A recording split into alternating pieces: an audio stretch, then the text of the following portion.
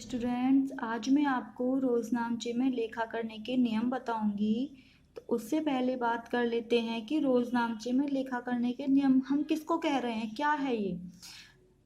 तो आपको पता होगा कि अकाउंट में जो लेन देनों का लेखा होता है वो दोहरा लेखा प्रणाली के अंतर्गत होता है, डबल एंट्री सिस्टम के अंतर्गत होता है। डबल एंट्री सिस्टम क्या है, दोहरा लेखा प्रणाली क्या है? दोहरा लेखा प्रणाली वह प्रणाली है जिसमें प्रत्येक लेन देन के दो पक्ष होते हैं, दो पहलू होते हैं और वो दो खातों को प्रभावित करते हैं। तो जो भी व्यापारी होता है वह अपने खाते, अपने लेन देनों का लेखा दोहरा लेखा प्रणाली के अनुसार ही रखता है और उनमें से प्रत्येक लेन देन के दो पक्ष होते हैं जो कि दो खातों से संबंधित होते हैं और उनमें से एक खाते को डेबिट किया जाता है, एक खाते को क्रेडिट किया जाता है। अब हमें ये नहीं पता कि किस खाते को डेबिट करते हैं, किस खाते को क्रेडिट करते हैं।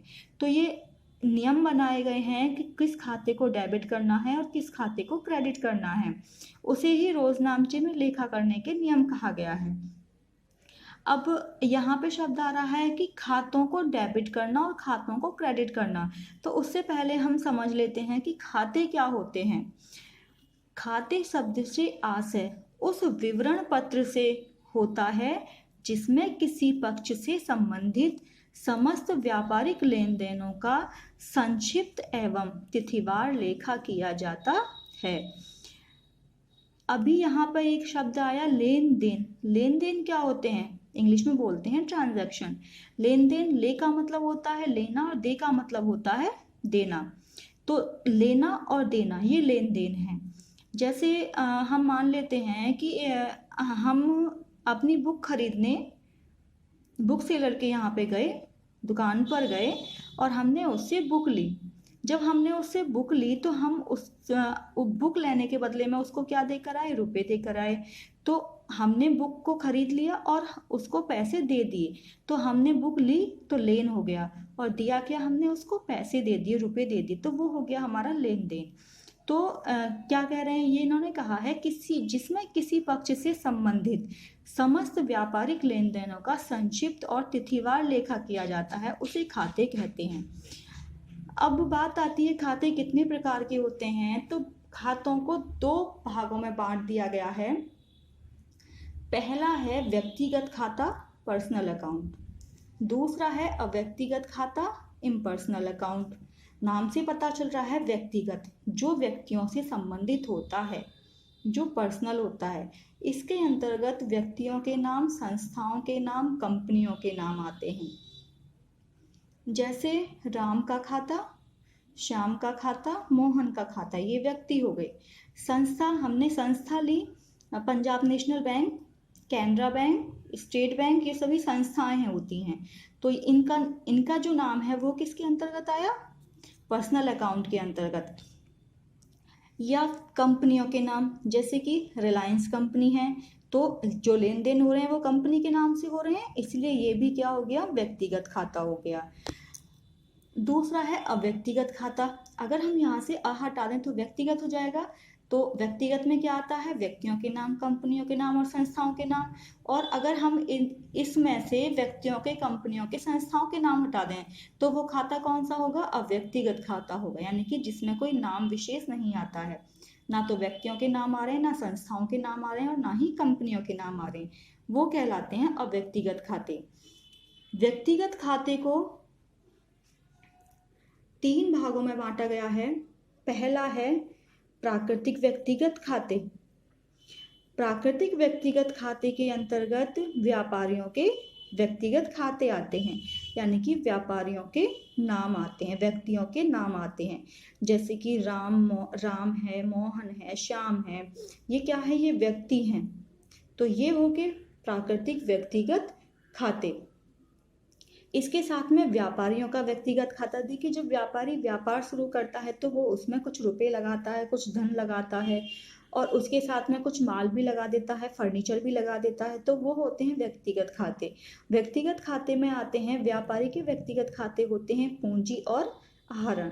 तो पूंजी और आहरण भी प्राकृतिक व्यक्तिगत खाते के अंतर्गत ही आते हैं।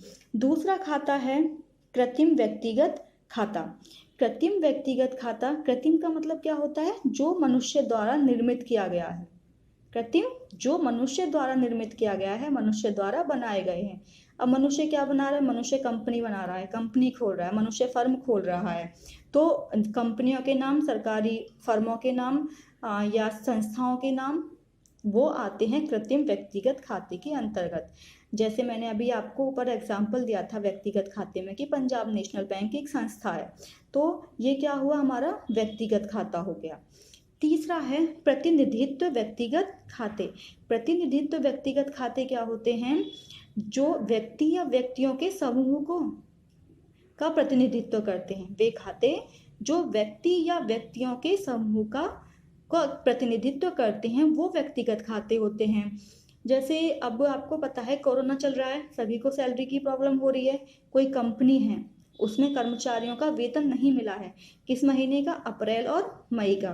तो अप्रैल और मई का वेतन, क्योंकि कर्मचारियों का वेतन देय हो गया, लेकिन उन्होंने सर्विस तो दी है, सेवा प्रदान करी है, इसीलिए वो क्या हो गया? वो जो अदत्त है, जो उनकी आउटस्टैंडिंग है, वो पूरे के पूरे स्टाफ का प्रतिनिधित्व कर रहे हैं, उसको रिप्रेजेंट कर रहे हैं, इसलिए वो हमारा कहलाएगा प्रतिनिधित्व व्यक्तिगत खाता। इसके अंतर्गत आते हैं अदत्त व्यय, पूर्वदत्त व्यय, उपार्जित, अनुपार्जित, ये सभी प्रतिनिधित्व व्यक्तिगत खाते होते हैं। इसके बाद हम बात करते हैं यहाँ पर अव्यक्तिगत खाते की। तो अव्यक्तिगत खातों को भी दो भागों में डिवाइड किया गया है, वास्तविक खाते और अवास्तविक खाते। वास्तविक खाते, वास्तविक खाते के अंतर्गत समस्त संपत्तियां आती हैं। वास्तविक खाते के अंतर्गत समस्त संपत्तियां आती हैं, इसलिए इस खाते को संपत्ति खाता भी कहा जाता है, रियल अकाउंट। जैसे संपत्ति क्या है? रोकड़ है, माल, माल में क्रय और विक्रय दोनों शामिल किए जाते हैं। रोकड़, माल यानी कि cash, goods, furniture, machinery, building, ये सभी हमारे वास्तविक खाते होते हैं, रियल अकाउंट होते हैं। वास्तविक खातों को भी दो भागों में बांटा गया है, मूर्त संपत्ति खाते यानी कि टेंजिबल एसेट्स, और अमूर्त संपत्ति खाते, इंटेंजिबल एसेट्स। मूर्त संपत्ति खाते कौन से होते हैं? वे खाते या वे संपत्तियां जिनको हम देख सकते हैं, छू सकते हैं, जिनको देख सकते हैं, छू सकते हैं, वो होते हैं मूर्त संपत्ति खाते। जैसे कि फर्नीचर है, फर्नीचर को आप देख भी सकते हो, आप छू भी सकते हो, पकड़ भी सकते हो, तो वो हो गया मूर्त संपत्ति खाता। फर्नीचर है, बिल्डिंग है, मशीनरी है, ये सभी मूर्त संपत्तियां होती हैं, टेंजिबल एसेट्स होती हैं।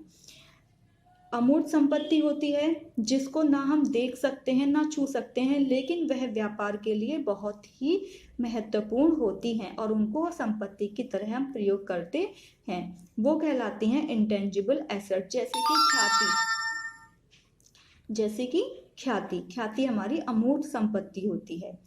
तो ये हो गए वास्तविक खाते के प्रकार, मूर्त संपत्ति खाते और अमूर्त संपत्ति खाते। अब हम बात करते हैं अवास्तविक खाते की। अवास्तविक खाते वे खाते होते हैं जो लाभ, हानि, व्यय और व्यय या खर्चे और लाभों से संबंधित होते हैं। यानी कि लाभ, हानि, आय और व्यय से संबंधित जो खाते होते हैं वो नॉमिनल अकाउंट, अवास्तविक खाता या इनको नाममात्र खाते भी कहते हैं। जैसे किराया दिया, किराया खर्चा हो गया, वेतन दिया, वेतन